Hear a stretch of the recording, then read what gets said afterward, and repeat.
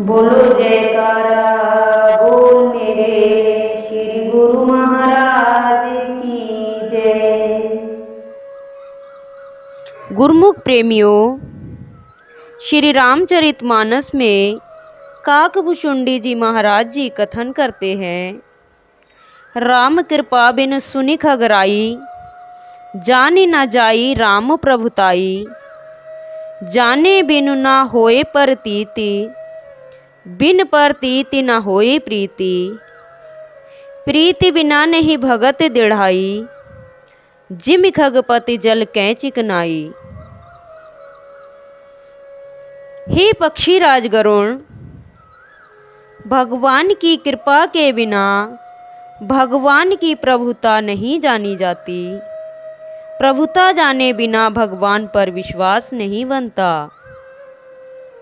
ईश्वर को जाने बिना हमारे भीतर विश्वास नहीं आ सकता और विश्वास के बिना प्रेम प्रकट नहीं हो सकता। प्रेम व विश्वास के बगैर भक्ति दृढ़ नहीं हो सकती। ईश्वर को पूर्ण गुरु की कृपा से देखा जा सकता है। अभिप्राय यह है, जब मनुष्य अपने इष्ट देव को सर्वसमर्थ मान लेता है, तभी अपने इष्ट देव के चरणों में उसका विश्वास बढ़ता है और तभी उसके हृदय में प्रीति उत्पन्न होती है। प्रीति उत्पन्न होने से उसकी भक्ति में दृढ़ता आती है और वह अपने लक्ष्य की ओर तीव्रता से अग्रसर होता है। इष्ट देव के प्रति दृढ़ विश्वास और प्रेम ही इष्ट देव की कृपा और प्रसन्नता के आधार हैं। और यदि यह विश्वास और प्रेम बचपन में सुलभ हो जाए तो इष्ट देव की कृपा अति शीघ्र उतरती है। ऐसे ही गोपिका नाम की एक कन्या थी, जो कि दक्षिण भारत के एक मंदिर में रहा करती थी। मंदिर में रहने से पहले गोपिका अपने माता पिता के साथ मंदिर के पास ही रहती थी। उसके माता पिता भी भक्ति भाव से संपन्न थे और नित्य प्रति मंदिर जाकर पूर्ण श्रद्धा भाव से सेवा पूजा किया करते थे। चाहे वह झाड़ू पोछा लगाने की सेवा हो, चाहे बर्तन साफ करने की सेवा हो या बगीचे से फूल तोड़ने की सेवा हो। छोटी आयु से ही गोपिका भी पूर्ण भाव से सेवा कार्य किया करती थी। नन्हे नन्हे हाथों से मंदिर के प्रांगण में झाड़ू लगाती और बगीचे से भगवान के लिए फूल तोड़कर लाती थी। तो ऐसा देखकर माता पिता बहुत ही प्रसन्न हुआ करते थे। मंदिर का पुजारी भी अति प्रसन्न होता, क्योंकि वह स्वयं भी भक्ति भाव संपन्न था। धीरे धीरे गोपिका ने अपने माता पिता से फूलों की माला बनाना भी सीख लिया था। भगवान के प्रति गोपिका की भक्ति व प्रेम भावना देखकर मंदिर का प्रधान पुजारी भी गोपिका के प्रति अपनी पुत्री के समान स्नेह रखता था तथा मंदिर के अन्य पुजारियों से परामर्श लेकर गोपिका को मंदिर में रहने की आज्ञा भी दे दी। मंदिर के प्रांगण के एक छोर पर कुछ कमरे बने हुए थे। गोपिका को उनमें से एक कमरा दे दिया गया। भोजन भी उसे प्रसाद के रूप में मंदिर से मिल जाया करता था। गोपिका अब वहीं रहने लगी थी।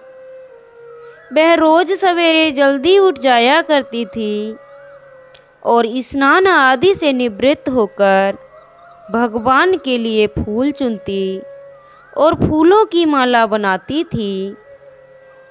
यह सब कार्य वह पुजारियों के आने से पहले कर लिया करती थी। इसी प्रकार वह शाम को भी भगवान के लिए माला तैयार करती।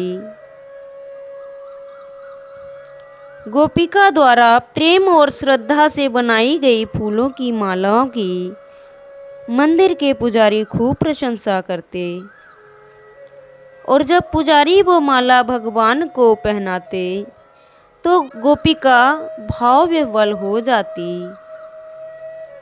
उसके नेत्र जल से भर जाते थे। उसकी इस अवस्था को प्रधान पुजारी अच्छी तरह देख और समझ रहे थे। एक सच्चा भक्त होने के नाते वे यह बात भली भांति जानते थे कि ऐसी उत्तम अवस्था प्रभु की कृपा और पूर्व शुभ कर्मों के बिना प्राप्त नहीं होती। जैसा कि सतपुरुष श्री गुरु अर्जुन देव जी महाराज जी के वचन हैं कि जिस पर परमात्मा कृपाल होते हैं वही प्रभु भक्ति करता है, उसी का सारा परिश्रम सफल होता है। जिसके भाग्य पूरी तरह से उदय होते हैं उसी का मन प्रभु चरणों में लगता है।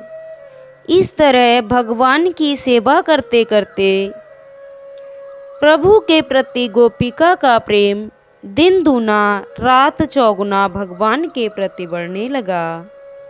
एक दिन गोपिका के हृदय में यह अभिलाषा उत्पन्न हुई कि वह अपने हाथों की गुथी माला भगवान को स्वयं अपने हाथों से पहनाए। इसलिए एक दिन उसने भगवान के गले में माला डालने का प्रयास भी किया। चूँकि वह बहुत छोटी थी, भगवान की मूर्ति ऊंची थी, इसलिए उसके हाथ भगवान के गले तक ना पहुंच सके। परंतु उसकी यह अभिलाषा समाप्त नहीं हुई, अपितु इस अभिलाषा ने प्रबल रूप धारण कर लिया। अपनी इस अभिलाषा को वह पुजारियों के सामने प्रकट भी नहीं कर सकती थी। अतः वह रो रो कर दिन रात भगवान के चरणों में प्रार्थना करने लगी। जब तक मंदिर के पट खुले रहते वह भगवान के सामने बैठकर उनके दर्शन किया करती और भगवान से उनकी कृपा के लिए याचना करती रहती थी। और जब मंदिर के पट बंद हो जाते तो वह अपने कमरे में जाकर भगवान से प्रार्थना करती। एक दिन वह मंदिर में बैठकर भगवान के दर्शन कर रही थी कि अचानक उसे यह अनुभव हुआ जैसे कोई उससे कह रहा हो कि तुम्हारी अभिलाषा अवश्य ही पूरी होगी। कई बार उसे यह अनुभूति हुई जिससे उसे लगने लगा कि उसकी अभिलाषा जरूर पूर्ण होगी। कुछ दिन बीते। सुबह के समय जब पुजारी भगवान को माला पहना रहे थे तो उन्हें माला पहनाते हुए देखकर गोपिका की आंखें आंसुओं से भर आईं। तभी उसे महसूस हुआ जैसे कोई उसके कानों में धीरे से कह रहा हो, गोपिका रो मत, आज आधी रात को तू अपने हाथों से हमें माला पहना सकेगी और ये तेरी हार्दिक अभिलाषा अवश्य ही पूरी होगी। उसने इधर उधर देखा लेकिन उसे कोई भी दिखाई नहीं दिया। वह सोचने लगी कि कहीं ये मेरे मन का भ्रम तो नहीं।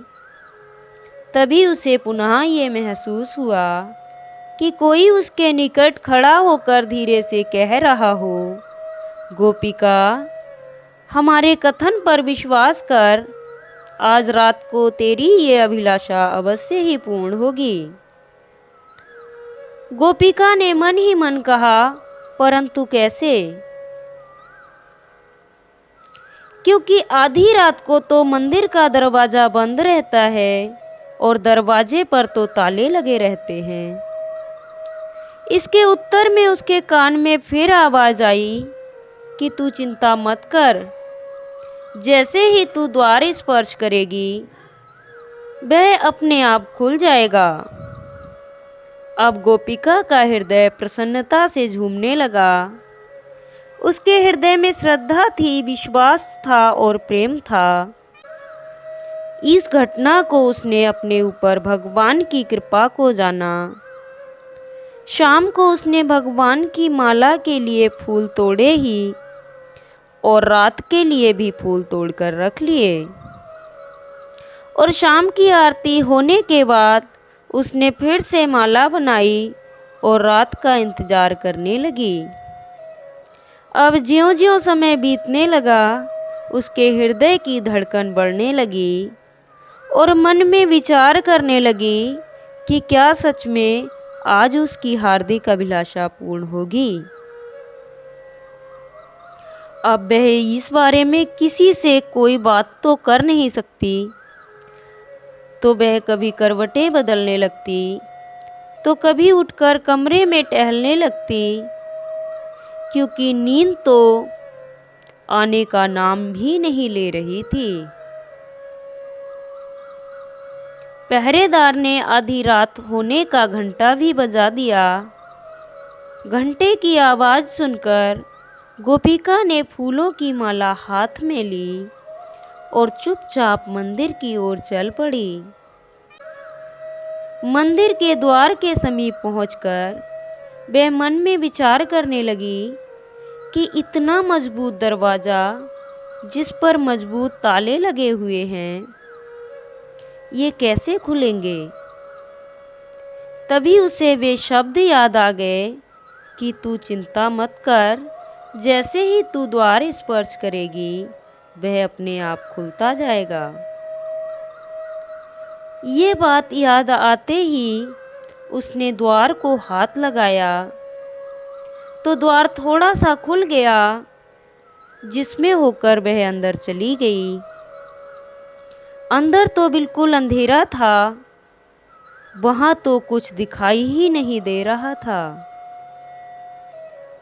उस अंधेरे में जब उसे भगवान की मूर्ति दिखाई नहीं दी, तो उसने प्रार्थना की कि प्रभु,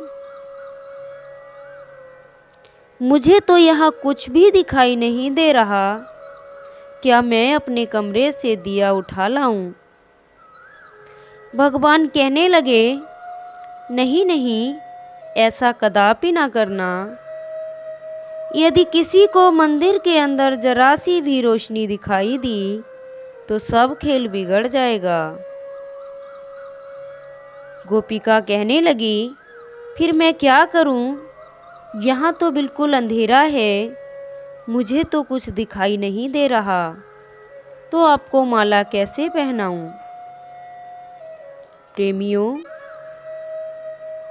यहाँ स्वाभाविक ही यह प्रश्न उत्पन्न हो सकता है कि जब भगवान मंदिर का द्वार खोल सकते हैं तो रोशनी क्यों नहीं कर सकते, या गोपिका को ऐसी दिव्य शक्ति नहीं दे सकते कि गोपिका अंधेरे में भी भगवान के दर्शन कर सके। हाँ, अवश्य ही भगवान ऐसा कर सकते थे। उनके लिए कौन सी बड़ी बात थी, क्योंकि उन्हें गोपिका की भक्ति की महिमा सबके सामने प्रकट करनी थी। इसलिए भगवान कहने लगे, यहाँ दिया जलाने की अपेक्षा ऐसा करते हैं, हम तुम्हारे कमरे में चलते हैं, तुम वहाँ हमें प्रकाश में माला पहना देना, तो हमारे आगे चल और हम तेरे पीछे पीछे चलते हैं। परंतु सावधान, पीछे घूमकर मत देखना, ऐसा होने पर हम तेरे कमरे में नहीं जाएंगे और फिर तेरा हमें माला पहनाने की अभिलाषा अधूरी रह जाएगी। ये वचन सुनकर गोपिका अपने कमरे की ओर चल दी। पीछे घूमकर वह देख तो नहीं सकती थी, क्योंकि भगवान ने ऐसा करने से मना किया था, परंतु उसे ऐसा अनुभव हो रहा था जैसे कोई अपने पैर घसीटते हुए उसके पीछे पीछे चल रहा हो। अपने कमरे के पास पहुंचकर उसने दरवाज़ा खोला और अंदर चली गई। पीछे पीछे भगवान भी कमरे के अंदर आ गए और कमरा स्वतः ही बंद हो गया। इधर गोपिका ने जैसे ही दिया जलाया तो यह देखकर वह आश्चर्यचकित रह गई कि उसके सामने भगवान की मूर्ति नहीं बल्कि स्वयं भगवान साक्षात रूप में खड़े हैं और उसकी ओर देखकर मुस्कुरा रहे हैं। और वह भगवान के दर्शन कर भाव विह्वल हो गई। उसने भगवान को आसन पर विराजमान किया और उनके गले में फूलों की माला पहनाई। भगवान ने मुस्कुराते हुए कहा, गोपिका, हमें बहुत भूख लगी है, हमें कुछ खाने को तो दो। अब भगवान की लीला भी कितनी विचित्र है। संपूर्ण सृष्टि के स्वामी, सबको सब कुछ देने वाले, अपने प्रेमी की प्रेम भावना को पूरा करने के लिए उससे खाने को कुछ मांग रहे हैं। गोपिका के पास उस समय खाने को सिर्फ भुने हुए चने ही रखे थे। उसने वही चने भगवान के आगे रख दिए। जिस प्रकार त्रेता युग में भगवान श्री राम ने भक्तिमती सबरी जी द्वारा भेंट किए गए फलों का अत्यंत ही स्नेह से भोग लगाया था, द्वापर युग में भगवान श्री कृष्ण ने विदुर और विदुरानी के घर बिना नमक का साग बड़े ही प्रेम से खाया था। उसी प्रकार आज गोपिका द्वारा भेंट किए हुए चनों का भगवान बड़े ही चाव से भोग लगाने लगे। भगवान के साक्षात दर्शन कर भोग लगाते हुए भगवान को देखकर वह भाव विह्वल होकर भगवान की महिमा के भजन गाने लगी। एक भजन समाप्त होने के बाद दूसरा भजन शुरू किया तो भगवान कहने लगे, आज तुझे जितने दर्शन करने हैं जी भर कर ले, परंतु एक बात याद रखना, हमें सुबह होने से पहले मंदिर में वापस पहुंचना है। परंतु गोपिका तो इतनी भाव विभोर थी कि उसने भगवान के उन वचनों को सुना ही नहीं। उसने फिर दूसरा भजन गाते गाते नाचना शुरू कर दिया। कुछ देर बाद तो भगवान स्वयं ताल दे देकर उसके साथ नृत्य करने लगे। कब सुबह हो गई पता ही नहीं चला। दो पुजारी, जिनकी उस दिन द्वार खोलने की बारी थी, मंदिर के द्वार पर पहुंचे। क्या देखते हैं, मंदिर का द्वार तो पहले ही खुला हुआ है और अंदर जाकर रोशनी की तो और हैरान हो गए, क्योंकि मंदिर में भगवान की मूर्ति ही नहीं थी। उन्होंने शोर मचाना शुरू कर दिया। उस मंदिर के अन्य पुजारी तथा कर्मचारी भी अपने अपने कमरों से निकलकर मंदिर की ओर भागने लगे और मूर्ति न देखकर सब दंग रह गए। प्रधान पुजारी ने तुरंत मुख्य दरवाजा बंद करवा दिया। जैसे जैसे समय बीतता गया, भक्तजन मंदिर में श्री दर्शनों के लिए आने लगे। कुछ ही समय में यह समाचार सब ओर फैल गया और मंदिर के बाहर भीड़ इकट्ठी हो गई। अंदर सारे पुजारी असमंजस की स्थिति में थे और आपस में ये विचार कर ही रहे थे कि चोरी की सूचना राजा को दे दी जाए। तभी एक कर्मचारी की नज़र प्रांगण के उन निशानों पर गई जैसे कोई भारी चीज घसीट कर ले जाई गई हो। उसने पुजारियों से इसका निवेदन किया। पुजारियों ने निशान देखे और उन निशानों का पीछा करते करते वह गोपिका के कमरे तक जा पहुँचे। एक पुजारी ने दरवाजा खटखटाया। 2-3 बार खटखटाने पर गोपिका ने दरवाजा खोला। जैसे ही दरवाजा खुला, सभी ने अंदर जाकर देखा तो सभी हैरान रह गए, क्योंकि भगवान की मूर्ति और भगवान के सभी आभूषण गोपिका के कमरे में थे।